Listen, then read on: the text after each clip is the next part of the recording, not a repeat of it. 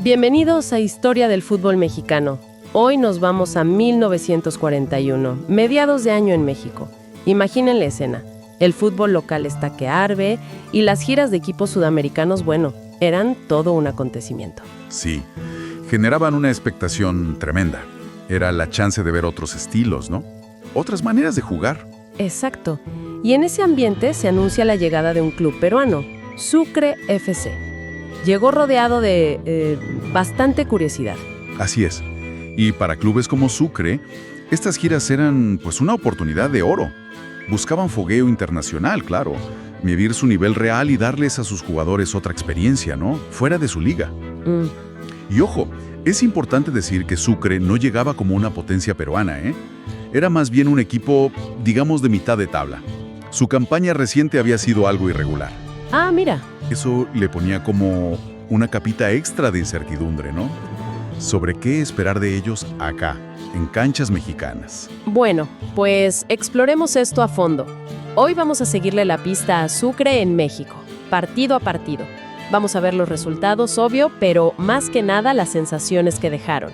¿Y qué nos dice esta gira sobre el fútbol de esos años, tanto el peruano como el mexicano? Arranquemos con su debut, el 8 de junio de 1941. El escenario, el Parque España. El rival, nada menos que el Real Club España, uno de los equipos fuertes aquí. De los importantes, sí. Había muy buena entrada, ¿eh? La gente con ganas de ver qué traían estos peruanos. El partido empieza ahí, al principio, pues parecía que iba por el camino esperado. Sí, el España impone su estilo, el conocido. Juego de potencia, de velocidad. Con José Iraragorri como figura en el ataque, tomaron el control y se pusieron arriba en el marcador. Daba la impresión de que, bueno, la jerarquía local se iba a imponer sin más. ¿Parecía así? Pero aquí es donde la cosa se pone interesante. Sucre, con calma, empieza a llevar el partido a su terreno, a un ritmo que las crónicas describieron como semilento. Ajá, semilento. Curioso término. Sí. Y manejando esos tiempos, empezaron a generar peligro. Y vaya que lo aprovecharon. Ezequiel Segarra primero empata y luego, ¡pum!, adelanta a los peruanos. El partido se puso vibrante. Y la sorpresa siguió. Antonio Segarra y un jugador Ramos ampliaron la ventaja para Sucre. Iraragorri metió otro para el España. Sí, pero ya no les alcanzó. ¿El marcador final? Un impactante 4-2 para Sucre. Y no fue solo ganar, sino cómo.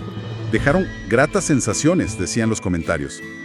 Lo fascinante aquí fue eso, el contraste de estilos. Claro. Sucre demostró que, con pausa, con técnica, con buen posicionamiento, se podía desarmar esa propuesta de fuerza y velocidad del España, que era un referente aquí. Fue un debut soñado, la verdad, y una señal clarita de que traían calidad. La actuación de Ezequiel Segarra, con 2 goles, clave en esa primera impresión tan buena. Definitivamente. Un resultado que rompió esquemas y seguro elevó las expectativas sobre ellos. Sin duda. Fue un golpe de autoridad inesperado, pensando que venían como un equipo de mitad de tabla de Perú. Mostraron recursos técnicos y una inteligencia táctica para adaptarse y superar un estilo muy diferente al que, seguro, estaban acostumbrados. Una semana después, 15 de junio, el reto cambia. Se enfrentan a un combinado América-Marte. Estos equipos armados para la ocasión eran comunes, ¿no?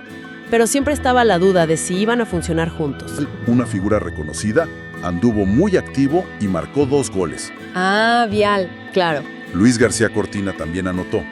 Parecía que ahora sí la potencia junta de jugadores de 2 clubes importantes iba a pesar.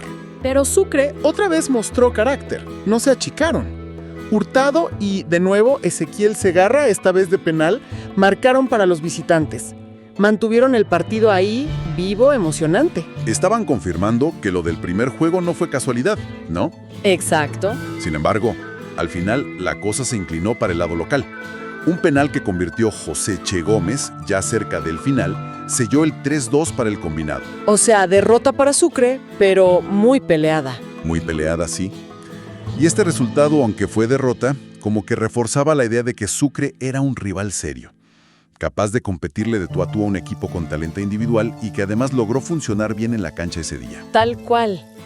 Perder así, por la mínima, contra figuras del América y Marte, pues no borraba la buena imagen que dejaron al principio, mostraban una consistencia interesante. Avanzamos. 22 de junio. Siguiente rival, otro peso pesado, Necaxa. Y según los reportes, este partido fue un espectáculo de muy alta calidad. Y tuvo un protagonista clarísimo, Horacio Casarín. Casarín, el ídolo. El gran ídolo necaxista, sí. Que además volvía después de una lesión muy grave. Tuvo una tarde espectacular. Metió 2 goles, 1 de penal. Demostró que su calidad seguía intacta. Necaxa se puso en ventaja 2 veces. Pero Sucre, otra es, ¿qué crees? Mostró una capacidad de respuesta notable. Lograron empatar 2-2. Los goles fueron de Antonio Segarra y Quispe. Otro empate valioso contra un equipo de mucha tradición. Es destacable esa resiliencia, ¿no? Empatarle a un Necaxa con Casarín en plan figura no era cualquier cosa. Y fíjate en los nombres. Antonio Segarra repite gol, aparece Quispe. Los jugadores clave de Sucre seguían ahí, respondiendo. 3 partidos muy duros. Exigentes, sí. Y el balance era bueno. Una victoria, una derrota ajustada y un empate meritorio. Muy bien hasta ahí. Sin embargo, aquí es donde la historia de la gira empieza a dar un giro. Los cronistas que seguían al equipo peruano empezaron a notar algo más allá del fútbol. La nostalgia y sobre todo el cansancio empezaban a hacer mella. Es que hay que ponerse en la época, ¿no? Esas giras eran matadoras. Los viajes no eran como ahora, la logística era complicada, pasar semanas lejos de casa. Claro, el desgaste. Para equipos sin mucha experiencia previa en viajes tan largos, el efecto era acumulativo. La fatiga física y mental empezaba a pasar factura. Era casi inevitable que se viera en la cancha. Y ese reflejo no tardó. El 29 de junio, Sucre viaja a Guadalajara para jugar contra la selección Jalisco. Las crónicas hablan de un partido trabado, difícil. Sí, y hasta con algunas entradas que rozaban lo violento, decían. No fue un partido bonito, digamos. El resultado fue derrota para Sucre, 1-0. Un gol solitario de Luis Reyes empezando el segundo tiempo y listo. 1-0, ajustado pero derrota al fin. Si vemos el panorama, ¿fue solo el cansancio o también influyó el estilo más físico, más aguerrido del rival? Quizás una mezcla, ¿no? Yo creo que sí, una mezcla. Ya no se veía esa misma frescura en Sucre, ni esa capacidad para imponer su ritmo pausado que tanto sorprendió al principio. El desgaste ya era un factor real. Muy lógico. El fútbol de Jalisco siempre tuvo esa fama, ¿no? De ser aguerrido. Si a eso le sumas un equipo visitante que ya carga con varios partidos, viajes, es normal que el juego se cierre, se ponga más físico y la resistencia sea clave. A pesar de eso, parece que el equipo peruano no se derrumbó. El 6 de julio les toca el Atlante. Y ojo, no cualquier Atlante, sino uno reforzado. Y quizás contra pronóstico, Sucre mostró una mejoría en su juego. Sí, fue un partido más abierto, más entretenido. Terminó en empate a 2. Para Atlante marcaron Alberto Mendoza y su refuerzo de lujo, que era ni más ni menos que Octavio Vial. ¿Otra vez Vial? ¿Ya les había marcado con el combinado? El mismo. Y por Sucre, volvieron a aparecer nombres conocidos, Ezequiel Segarra y Quispe. Hablemos un poquito de eso de reforzado. Era común en esa época, ¿verdad? Que para juegos internacionales los equipos locales sumaran jugadores de otros clubes. Sí, una práctica habitual. Y enfrentar a un Atlante con Vial sumado a su plantilla era un desafío extra, claro. Y lo que resalta aquí es que Sucre siguió compitiendo. Aún con el cansancio acumulado y contra un rival más fuerte con ese refuerzo, logran sacar un punto. Exacto. Ver a Quispe y Ezequiel Segarra marcar de nuevo indica que algunos pilares del equipo seguían rindiendo. Ese 2-2 en esas circunstancias habla bien de su espíritu de lucha. No se entregaron. Pero la gira seguía, no daba respiro, y el tanque de energía, pues, se seguía vaciando. El 13 de julio ya llevaban más de un mes en México. El rival era el Asturias. Y Sucre, la verdad, no encontró cómo contrarrestarlos. El control en la mitad de la cancha fue clave. El marcador final fue 2-1 para Asturias. Goles de Enrique Larriñaga y Eguirao. Por Sucre, descontó Ramos, otro que ya había notado al principio de la gira. Este partido sugiere cómo un equipo tácticamente ordenado, como era Asturias, podía explotar las debilidades de un rival ya cansado. Dominar el mediocampo contra un equipo fatigado suele ser una buena fórmula para neutralizarlo. Aunque Ramos volvió a marcar, no alcanzó. No fue suficiente, ¿no? Y así llegamos al último acto de esta aventura mexicana, el partido de despedida, 20 de julio. El rival, otro combinado, ahora Atlante Necaxa. En el papel, un equipo potentísimo. Potentísimo, sí. Y con una ventaja sobre otros combinados. Muchos de sus jugadores habían sido compañeros en Necaxa antes de todo ese lío de la desaparición y refundación parcial en Atlante. Ah, claro, había química previa. Exacto. Había una base de juego, se conocían. Eso facilitó mucho que funcionaran bien juntos, no empezaban de cero. Y se notó en la cancha, ¿no? El combinado dio una gran exhibición. Por la banda derecha, Martín Bantolrá fue un peligro constante, generando desequilibrios, centros. Y Horacio Casarín tuvo otra tarde de figura. Sucre intentó aguantar, pero las crónicas son muy claras. Las piernas ya no le respondían a los sudamericanos. El agotamiento era total. El dominio del combinado fue abrumador y los goles empezaron a caer. Bantolrá marcó el suyo y Casarín se despachó con un hat-trick, 3 goles. Para Sucre, el de siempre, Segarra, seguramente Ezequiel, su goleador, metió el llamado gol de la honrilla. El resultado final, un claro 4-1 para el combinado Atlante-Necaxa. Una derrota contundente que cerró la gira de Sucre por México. Si conectamos por todo, esta última derrota parece la consecuencia lógica, ¿no?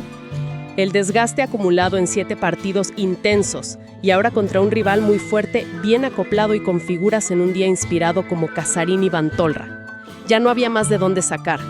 Fue un cierre duro, sí, pero entendible en el contexto de una gira tan larga y exigente.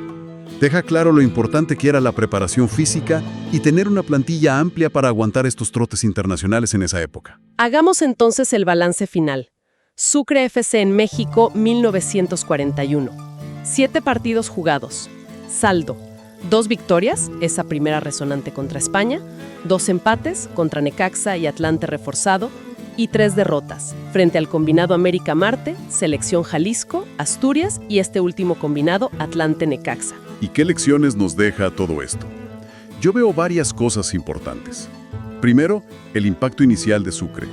Demostraron una calidad técnica y un estilo, ese ritmo semilento, que no solo sorprendió, sino que por momentos superó al fútbol mexicano de entonces. Quizás desafió algunas ideas que se tenían sobre el nivel peruano. Segundo, y es lo más obvio quizá, la tremenda exigencia física y mental de esas giras en los años 40. El factor fatiga fue decisivo. Marcó una curva hacia abajo clarísima en el rendimiento de Sucre. La falta de experiencia en viajes así o simplemente las limitaciones de la época pasaron factura. Tercero, esta gira es como una ventana excelente al fútbol mexicano de ese momento. Vimos los estilos que había, fuerza contra toque, la calidad de figuras como Iragagorri, Casarín, Villal, Bantolrá. También vimos lo de los combinados y los refuerzos. Eso nos dice la importancia que le daban a estos partidos internacionales y cómo se movían las cosas entre los clubes locales. Y por último, creo que se reafirma el valor de estas series internacionales. Eran clave para el intercambio de ideas, para medirse, para impulsar el desarrollo del fútbol en ambos países. Se aprendía mucho ganando o perdiendo. Exactamente. Cada partido dejaba algo, tanto para el visitante como para los equipos de aquí que los enfrentaban. En resumen, esta exploración de la gira de Sucre en 1941 nos da una foto muy valiosa. Un pequeño universo de cómo era el fútbol internacional en esa época. Lleno de sorpresas, de calidad técnica, pero también de desafíos físicos enormes y un constante aprendizaje. Y esto me deja pensando en algo, fíjate. Si vemos el impacto fuerte de Sucre al inicio y cómo después su rendimiento bajó tanto por el cansancio, ¿qué efecto tuvieron estas giras con resultados tan variables en la planificación a futuro? ¿Empezaron los equipos mexicanos a ser más conscientes de ese factor desgaste? ¿A plantear estrategias para explotarlo cuando recibían equipos en giras largas? Es una pregunta interesante, ¿no? Sobre la posible evolución táctica que estas experiencias pudieron generar después.